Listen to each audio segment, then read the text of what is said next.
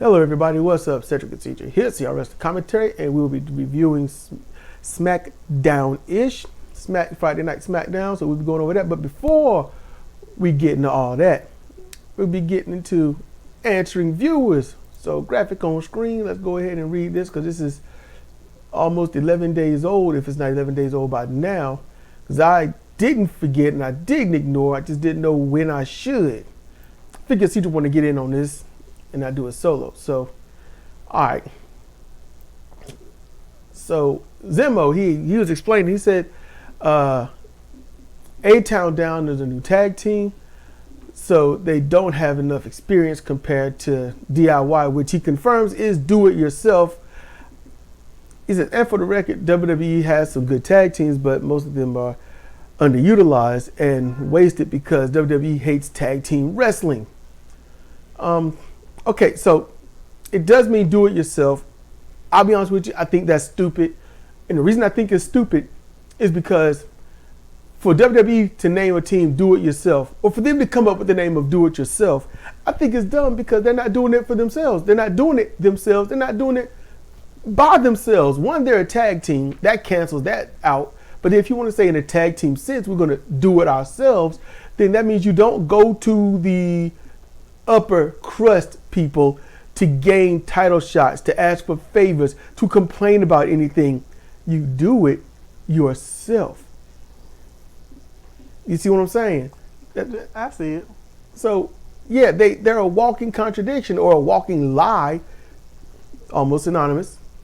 In any case, and I will agree, I do think WWE might have some really good, potentially in the future, great tag teams, but you have to showcase tag team wrestling as pro wrestling and not just something you do just, well, they got to have tag teams, so just throw it together and then we'll pick a star out of that. And if there is no star to pick out of that, then we'll just have them languishing mid-card and that's it. And see, that's what I don't understand. Zimbo just said WWE doesn't like tag teams. They don't. You and I realized that a long time ago. Yes. So why have them? I just told you. I literally just went over that. Yeah, you said you have to have tag teams. Isn't that what you said? Yeah, you got to have tag teams. Why you gotta? You got to. No, why? Because you got to. Why? Because you have to. Was there like a rule book for professional wrestling in stone somewhere in You're the burning supposed to, tree? so you got to. You got to come up with something better than that. No, I don't. There are people that like tag team wrestling. We'll give them some tag team wrestling. There are people that like sex on live television too, but they can't do that. They sort of do-ish, kind of-ish, I guess. I don't know. We don't pay for TV. We too broke to pay for TV. WWE does not have live sex on their shows. Oh, we talking about them. We talking about wrestling. I'm talking about TV. But folks like live sex, but they don't do that. So why if they that's why I've never understood. Live sex, you know what? You don't want to have dead sex. That's terrible. That's either Kim Kardashian or a zombie. Almost the same thing. Okay, as opposed to live wrestling or dead wrestling. There you go. But that's why I don't understand. At live wrestling events, the crowd can be dead. If you treat your tag teams like crap, you don't showcase them, don't really care what they do. They're just like, filler for your champions. Why have them? Because you got to have them. Okay, can you give me your answer, please? Why have them? I can't help that. I have no answer for that. It's dumb to have tag teams and not help them. You look at all the great tag teams out there that, Antonino Rocca was in a good tag team. You've got Luthez temporarily, he pushed a tag team. It was after his days of wrestling, but he still, hey, look, they good. You got Steiner's, Road Warriors, Legion of Doom, Heart Foundation, Midnight Express, Rock and Roll Express. There's so many that I know some might say no, but look, Gangsters, that's one of them. The Dudleys, that's another one. There are lots of great tag teams. I ain't gonna lie, America's Most Wanted, Beer Money Inc., those were great tag teams. Yeah, they were. Motor City Machine Guns. Yeah. These are things that are good. What was it, the American Wolves, I think it was, or something like that? And Ring of Honor back in the day. Yeah. So there's a lot of great tag teams. They showcase tag teams. But WWE look for stars. The star. That's what they look for. So they find a tag team. They wait to see who's single, who can break out of that tag team as a single. Then they push that as a single, and then the other person just languish. They get Marty Jannetty, and then they find somebody else eventually. I just think that's a waste of time. Just be like, sorry, we don't take tag teams. There you go. But then you're going to tick off a lot of people that think you should have tag teams. Does WWE care who they tick off? Have they ever cared? Why they gonna care now? They didn't care, and they showed that they didn't care, and they started losing viewers. They were in the 6 and 7 millions every single week, and then they dropped. Now they're in the 2 millions. Sometimes on an epic moment, 3. They've lost 50% of the fans, sometimes 40% of the fans. So with the guy, the former boss, gone, now they're trying to cater more to the fans. They might start picking up the tag team. We don't know. Yeah, I guess we'll see. But it's like, we design all clothes, but we don't like to design plaid clothes. So when we design plaid clothes, we make them really ugly. Why waste the time and material? Just don't make it. But I guess I'm too practical. He says Solo needs to arrange to have a horse head to appear in Kevin's bed. That would send the message loud and clear. I'm like, man, that joke, Zemo, was over a lot of people's heads. Yeah. Modern jokes will be over our heads, but those jokes, we with you. We with you. He said, Kevin Owens isn't wrong. He says, Kevin is not wrong. Paul cares more about money than the wrestlers. He cheated the ECW wrestlers out of their money and exploited them. Yes and no. Paul Heyman didn't thoroughly cheat them out of their money, but he was going. But he didn't try to work to get the ECW people their money. But he made sure he got his money. That's the difference. Paul's like, I'm going to get paid, and whatever I have left, I'm going to do for you. That's what Paul did. Look. A lot of you hate me saying this. I get it. This is wrestling, not financial, but capitalistic system, capitalize. Mm-hmm. That's what Paul Heyman did. Can you really fault him for being of the system that he's born and bred in? He did what he should do. And even though now he looks like a descendant of Alfred Hitchcock. No, I was getting ready to say, oh man, who was Undertaker's handler? Oh, Percy Pringle, Paul Bearer. Yes, he's like a descendant of Paul Bearer. He's still on WWE, making money. And where's the bulk of ECW people? They're gone. Gone. That's where they are. Gone. It sucks, but it's survival of the fittest in a capitalist society. Yeah. He says the Street Profits need to officially change their name to The Pride. I guess that was their former name on the Indies or something else. But I'm gonna say this. Well, he says The Pride sounds more respectable and cooler than Street Profits. Street Profits, when I first heard of that name so long ago, the Street Profits, I said, well, what are they, drug dealers? I just wonder, what are they prophesizing? What? I was like, so is it profits like money, or profits like foreseeing the future? I don't know. Is it spelled the same? Profits? Okay, that profits. Okay, so yeah, street profits. Yeah, they're not profits. Oh, okay. They profit. Profit, street profits. Yeah, so they are the money made on the streets. They are the cash currency. I don't understand. If they call themselves the Pride in this day and age, they're going to be associated with, and that's not going to go well, because that community is at each other's throats all the time. Everybody in that community hates everybody in that community, but wants everyone to respect and love the whole community, while picking and choosing who they hate. It's a mess. All right, it's a mess. But still, going on that community, in general, it's that month, and for the whole summer, I show my respect and love for that group. Let's see. If WWE have any common sense, you didn't have to finish that sentence. But anyway, if WWE have any common sense, they will put the tag team belts on Gorillas of Destiny. And we'll see. See, Zimbo, how you defeated yourself with that? As soon as you said if they have common sense, right? And then you said tag team belts. Then you said GOD. At that point, you might as well just, you know what? Why did I waste this sentence? Because you know he ain't bright. They ain't gonna do none of that. They ain't bright, you know.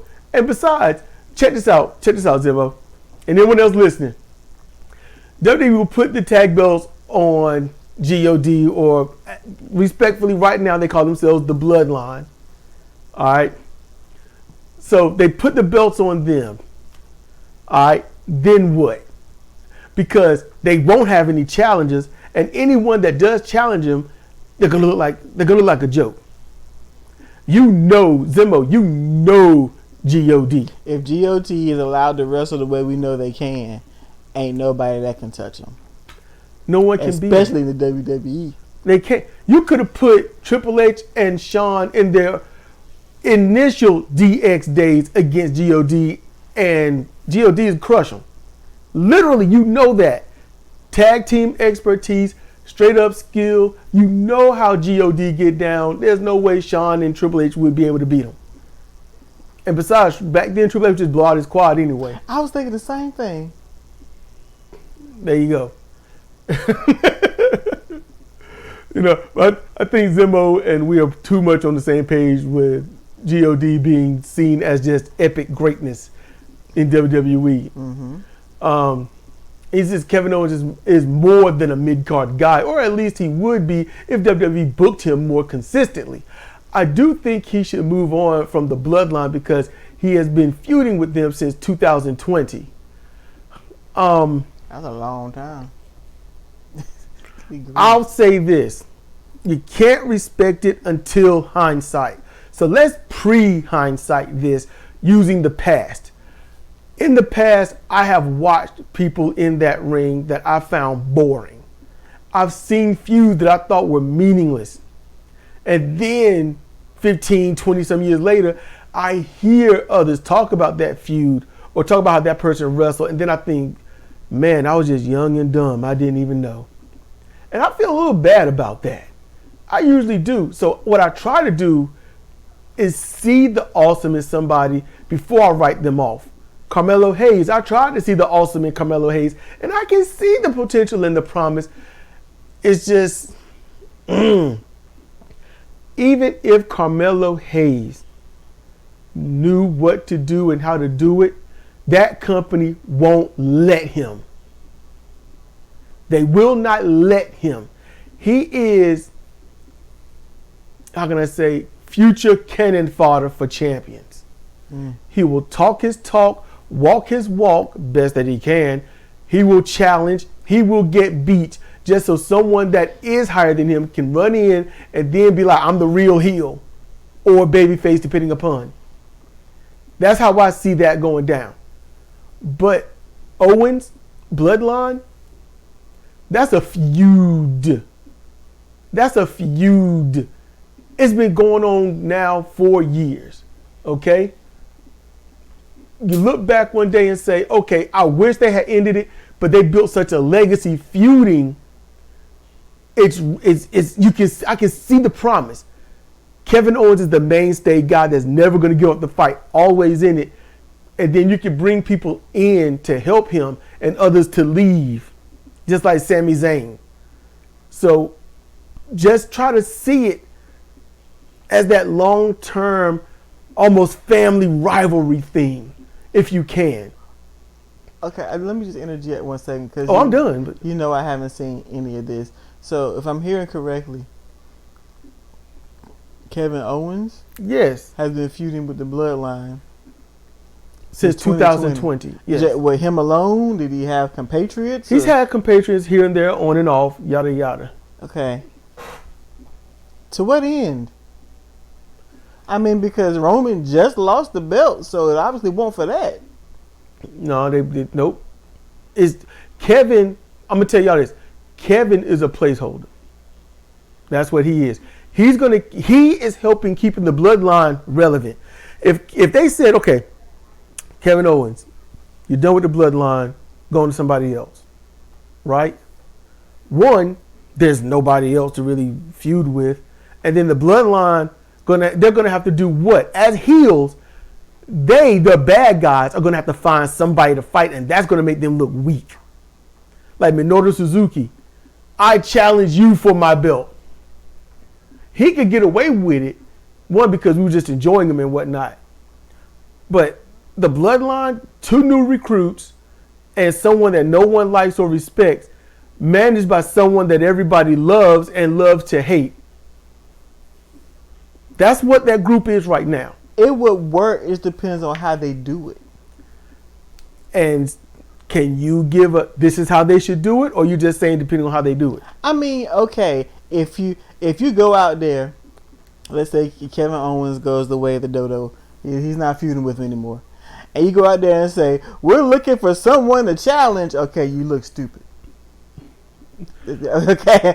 Yeah. If you're bad guys. But if you're bad guys, you do bad things because you're bad, right? Yes, so but no matter what they do, then you gotta say, you would say, well, why are you doing this? And if they say, because we want to, who's gonna stop us? Then that's when it's all right. Yeah, because then somebody can be like, I'll stop you, and then you got a new feud. They have already decided that they're going to keep rivaling Cody Rhodes. They have already said that. They said Cody Rhodes, basically, he's already been a marked man. He's been figured out. We got his number. Hey, Cody moved on to somebody else. Yeah, I'll get to that much later, but yeah. All right, I'm just making sure. I'm not watching, so I'm just making sure I'm keeping track. Yeah, if you want to watch, you can watch, because I don't watch much. That's why it's SmackDown-ish. Okay. Some people might get mad saying you didn't cover this match or this folly or what's the name? Man, I almost want to say Nyla Rose, but no, Nia Jax. You know, her slipping and falling. I'm like, I didn't cover her slipping and falling because it wasn't important.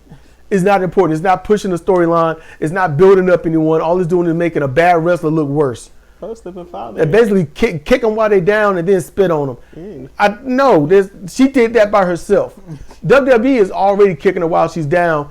The picking on that part is just, it wasn't a botch. It wasn't a mistake. She slipped on drink that was thrown and on the floor. The floor was slippery. That's what they're clowning? Yeah, she slipped on spilled drink that was on the floor, and Cornette was talking about it like there's a way to stand on wet surface without slipping. So, just if anybody's gonna know how to do it, it's gonna be him. Okay, I got you. Yeah. He says WWE has a poor job of building up main event talent. They spend too much time on Roman, and now no one is at the main event level. If they bloody bothered to build up any of the wrestlers on SmackDown, Cody would have more challenges for the WWE belt. And that is spot on. That is so spot on. WWE, they build up 2 to 3 top contenders. Cody, AJ, and right now for SmackDown, in addition, that would be Randy Orton. Those are their top. Kevin Owens is a loose 4th. All right. Kevin Owens would have to be a heel to go after Cody. But Kevin Owens had the belt. Huh? Has he had the belt? I don't know. I don't care. The reason why I ask is because it's like, okay, so you've been battling the bloodline for 4 years. Obviously, he didn't get the belt. I get he's a placeholder, but after a while, wouldn't that just start to look pathetic? They got the tag belts off the Usos. Yay. We saw that, we saw that foot jab match. Okay. So, yeah. But wouldn't it be, I'm sorry, but wouldn't it be like Ric Flair and Steamboat fighting for 10 years and Steamboat never winning the belt? Yeah, pretty much. After a while, it'd be kind of pathetic, wouldn't it? Yeah. Like, why you keep trying, man? You ain't gonna get it. Oh yeah. Okay. That's okay. Mm-hmm. I'm done. I'm sorry. They didn't have their premium live pay-per-view event or whatever the hell they want to call it. Clash at the Castle. They've had that today. That was probably 2 p.m. Premium, dude. Premium. So, yeah, they need more challenges, but they also have to have enough challenges so that when there's a cool-off stage, they can stay in the very top mid-card or very low main event card. Like if you got 6 matches, 2 opener, 2 mid, 2 main. That's how that would work. That'd be a way they could use the bloodline, kind of like Minoru Suzuki. If you bad just because you bad, and you messing up everybody, the cream's gonna rise to the top. Think Goto. Goto was just kind of languishing, leave me alone. And then Minoru was like, "You gonna challenge me for my belt?" And he rode his ass like Zoro, and Goto rose to the challenge. Had an awesome match. They did, and I think Goto won that one. That one. I mean, it's Minoru, but that's a means to build up someone else. Yes. Use your heels to do it. They could, if they wanted to, but they won't. And then he did it. Chad Gable match recommendation: Chad versus Walter Gunther for the IC title on Raw, September 2023. He says thanks for the review and the suggestions and whatnot. And he said he'll try to look it up. And I appreciate that. And yeah, I already went over that match with Gunther and Chad Gable. And while, yeah, I did say my things about Chad Gable that would probably tick somebody off, if I was making a wrestling roster, Chad would be probably my very first 3. But since I ain't really feeling too many people, he'd be number 1. Chad Gable can go, but he's up there in years, but that man can go. Was he like 40? 38. But he can go, and they wasted him. They wasted Chad. He's never had a singles belt, always tag team and whatnot. But if anybody want to hear why I think that and what's going on, y'all have to go check that out. I don't want to rehash all that right now. So that's going to do it for that. We're 22 minutes in. We're going to get in, do SmackDownish. So at this point, if Cedra says nothing, it's because she ain't watched the show. But I don't know, might change her mind because she's going to be like, man, I want to know, I want to be able to talk about what you're talking about. These are the reindeer games I'm inviting you to. So, SmackDownish. These are things that are most important to me or that I noticed. Even if it wasn't important, I had to learn that it wasn't important, and then I moved on.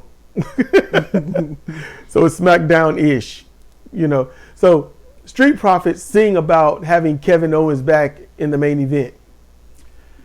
Yeah. Okay. Cody and AJ come out for a talk. The fans feverishly shout Cody Rhodes for a very long time. When it's time for AJ to talk, they shout, "Shut the fuck up." And I'm like, can we stop the indie stupidity? Can we just, hold on.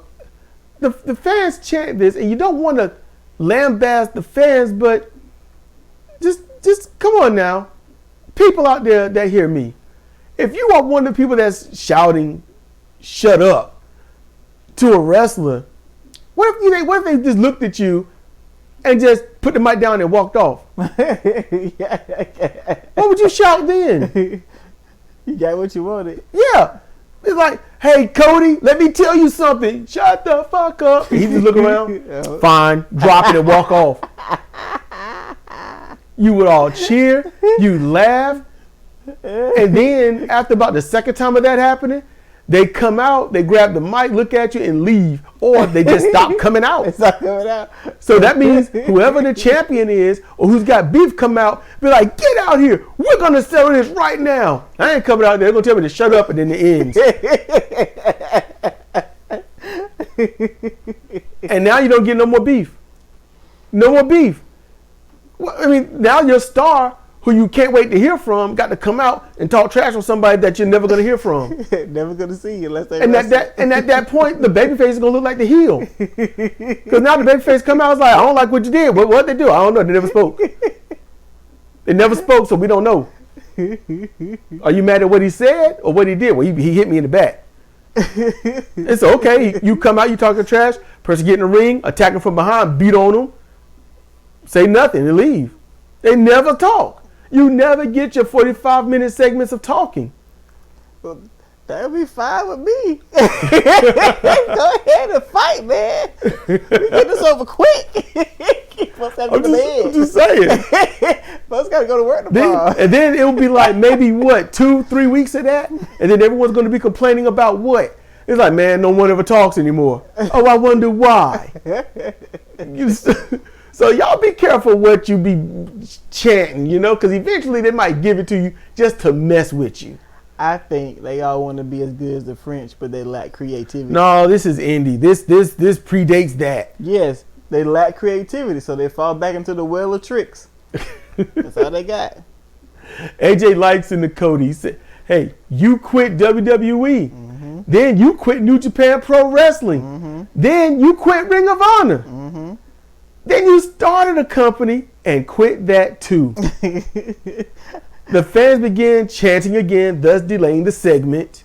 Oh, him and Brandy all right. She about to get quit. He told him, he was like, my family want me here. No, like he said, AJ said, my family, they want me home. He looked at him after that. He paused on that. My family wants me home. And just kind of looked at Cody like, yeah, buddy. I'm like, he done said something. Because it's one thing to say it, but it's another to say it and look at somebody kind of like, you know what I just told you, right? Brandon said, keep your neck tattooed ass on the road. And he's so, I'm going to tell all of you just what I told my family. I will go home when I'm good and ready. I will stop all this when I feel like it. And I'm like, okay, cool. Sound like an addiction, but honestly, people that wrestle, they get bit. Think how long until Ric Flair to stop? Luthez, he had his last match at 72 and then died not too long afterwards. You get bit. It's one of those things.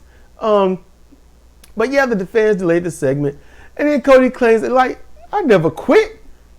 I chased something more. And I have to say he's accurate on that. WWE is Stardust. He was going nowhere. I remember that. I ain't seen WWF at the time WWE in a long time. In a long time. So me and Cedar took a watch. And we saw Goldust, Stardust team up. And they just ran roughshod and squashed the tag team champions at the time. I was like, what in the world? I'm going to watch this? Granted, Goldust, legend. Ring general. And then you've got Stardust still starting out. He could be trained to be a ring general, but he got to get his lumps. And they just squashed the tag champions. It wasn't even a 2-minute match. I'm like, I'm not watching this crap. And to support Zimbo, that's how much WWE care about their tag teams. It ain't changed. It ain't changed. That's gonna be done. It's gonna be shown later. But and then so he left WWE, Stardust. He went on to NWA actually. Yeah. He went on to the NWA. He became NWA champion.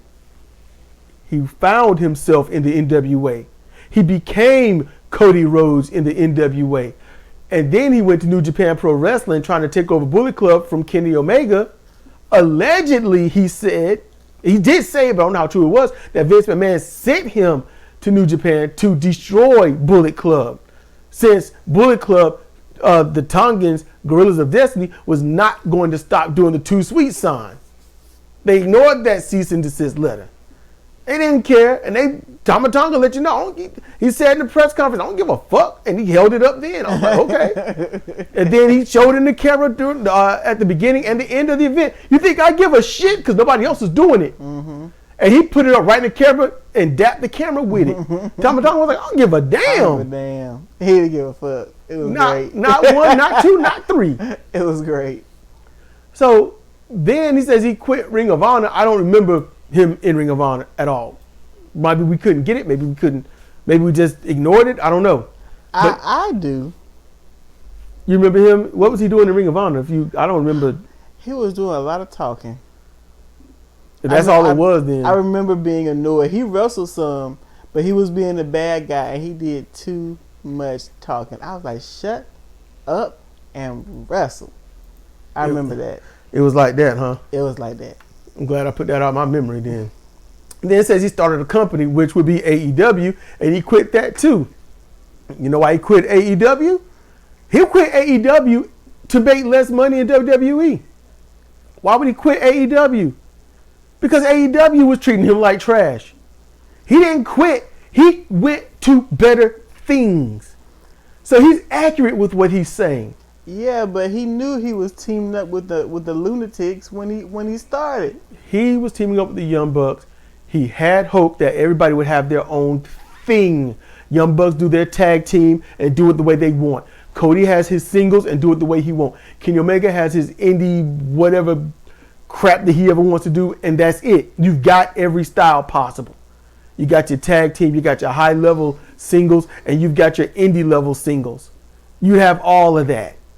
That's what he was trying, but they wouldn't let him do what he wanted to do. That's alleged so I don't, allegedly that's all I ever got from things. So if that's not the truth, if that's not the case, my bad. But I'm just going on things that I heard Cody say and what I heard Tony Khan would say about things, and then what he would not comment on.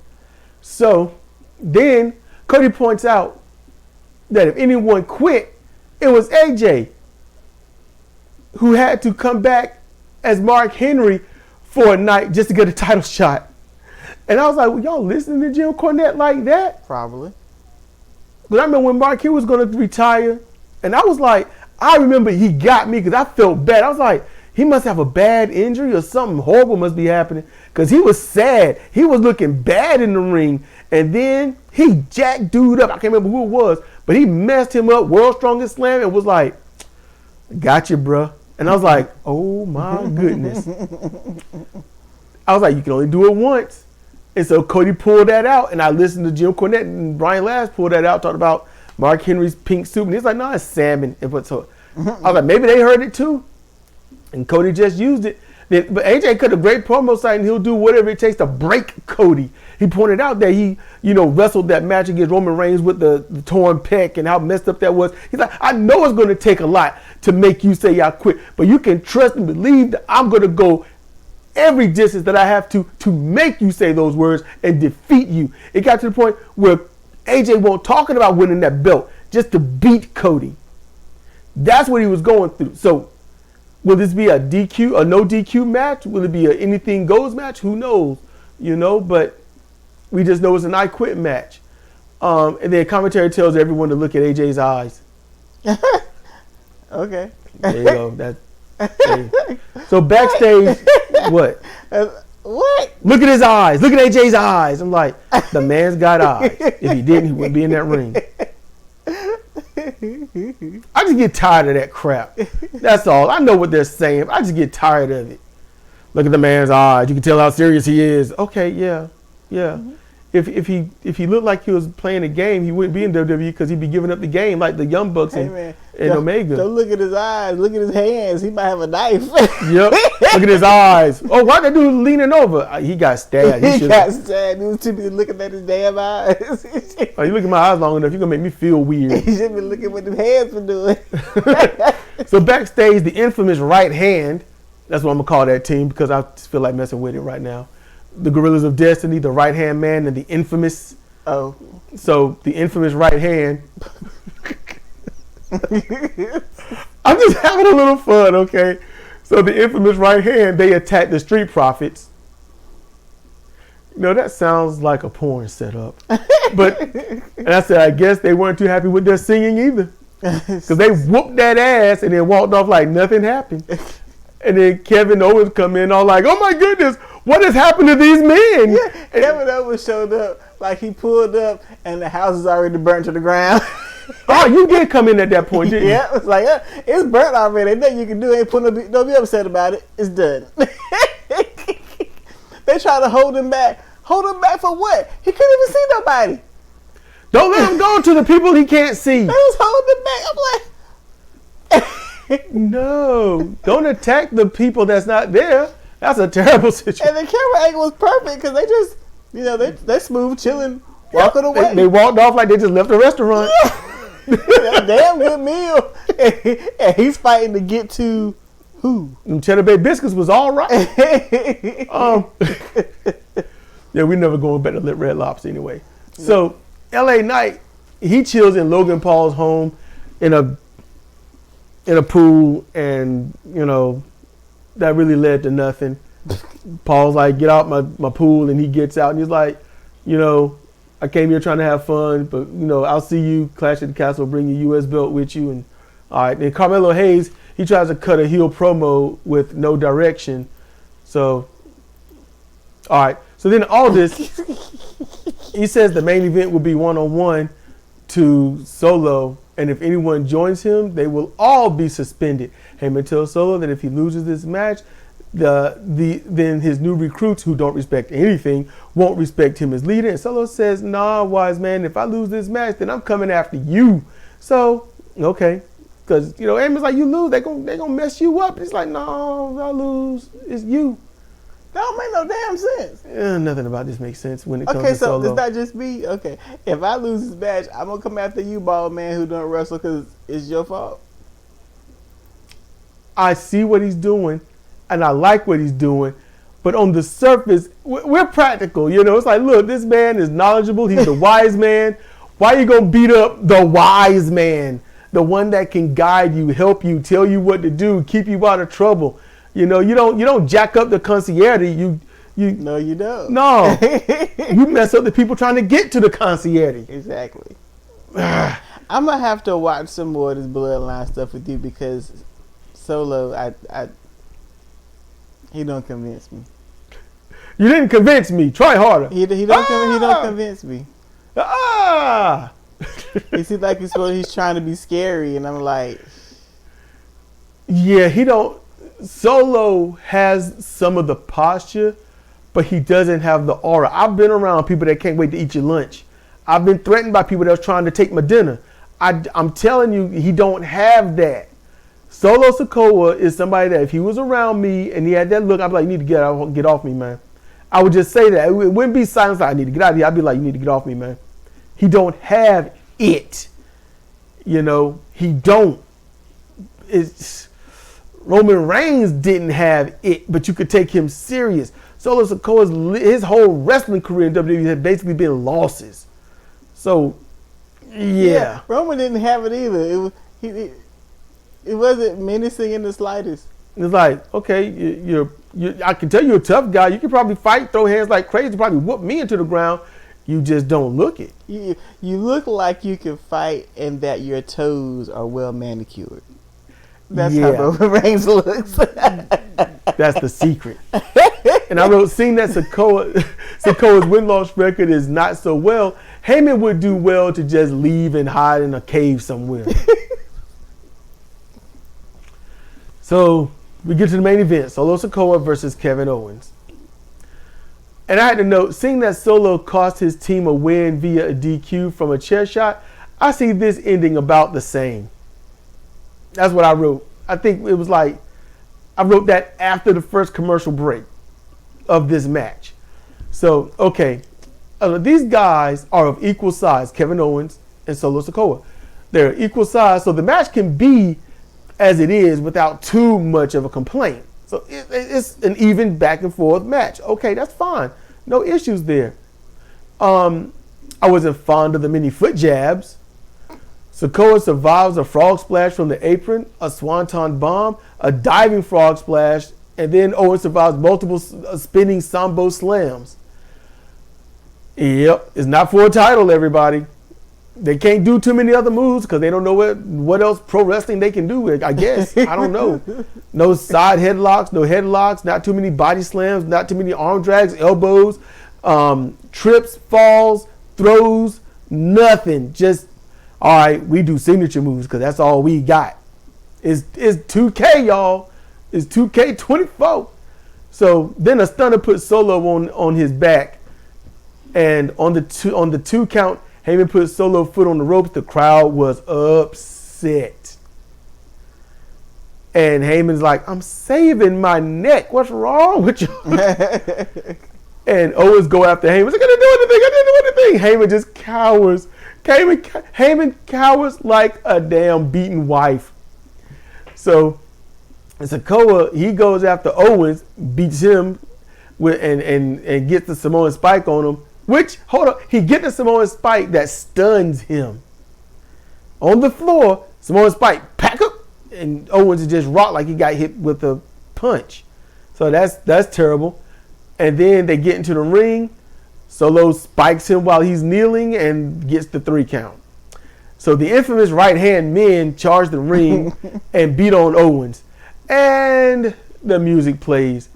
It's Orton! And he jogs to the ring. He easily dispatches with with the Tongan tag team because it was one after the other. He just, poop, there you go, poop, there you go. And then Orton hits the green killer on Sikoa, so he just annihilated the whole bloodline like it was nothing. So Randy hit the Ace Crusher on Loa, who tried to sneak attack him from behind. And then, the bloodline is fully defeated and Owens gets his buddy back. Yay. So, you lost the match, but y'all basically just won this war. Yeah, really. Roll credits. Yeah, roll credits. There's nothing left. You won. But then you got the bloodline backing off with Sikoa pointing and stuff like, this ain't over, this ain't over. I'm like, ain't there 3 of y'all on the floor and 2 of them in the ring? Why don't you just go in there and handle it, right? That's what should happen. The bad guys should own that ring until the good guys can take it from them. But all this is, well, here comes Randy Orton, the legend killer, the Viper, the mentally unstable person that kicks people in the head and kills them. Yeah, I remember that. I remember so you're like, I can't say what I said. No, but mentally unstable is what we're going to go with. We will not be saying the derogatory words because we're better than that. Why the hell would you make that your moniker?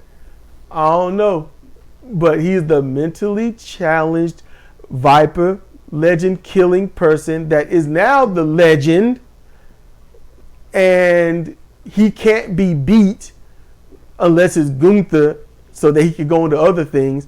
So this right here is still on par with what me and Zimmo were saying. It's combining it, and here he come. He's back. Randy Orton got the WWE face. Yeah. So you know what I mean when I say that? Explain to the viewers so they know. It's like when the dudes have been with WWE for a long time, they start to age alike. Him and Triple H got some strong similarities, man. Yep, and you can see the same thing it was happening to Batista at one point. Batista, he had the WWE face going. Ric Flair was getting it at one point. Mm-hmm. The Rock is getting it. Yeah, The Rock is kind of there, but it's just give it 15 years. Cody will be there. Oh, Cody will be there. I think for The Rock though, his is just age because he escaped WWE. Yeah, he did beautifully. He's just gotten older. Yeah, but. He probably saw it when he was looking at the tape. It's like, oh, I'm getting that face. I need to get up out of here. Yeah. And get back to people carrying my pee or something. I don't know.